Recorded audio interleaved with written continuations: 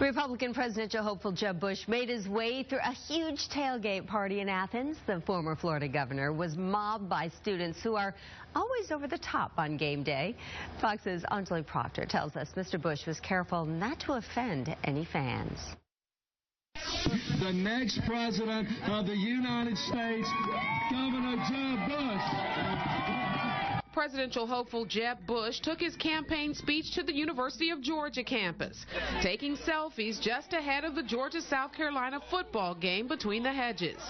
The crowds were very enthusiastic as they listened to the former governor of Florida talk about what's broken in Washington. As a young person, you should be challenging the system in Washington because it's holding us back. It is holding us back. There hasn't been a budget passed in 6 years. A Democrat can't talk to a Republican, and a Republican can't talk to a Democrat. Mr. Bush was careful not to choose sides in the big game. South Carolina is an early voting state that he has crisscrossed trying to curry favor. But he's also visited Georgia a half-dozen times in preparation for our SEC March 1st primary.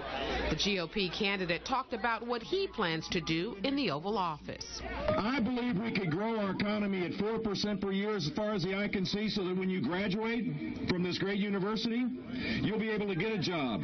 You'll be able to pay off your student loan, perhaps, and be able to buy a home if you want to. Georgia Lieutenant Governor Casey Cagle was excited to talk about why he got on the Bush bandwagon so early.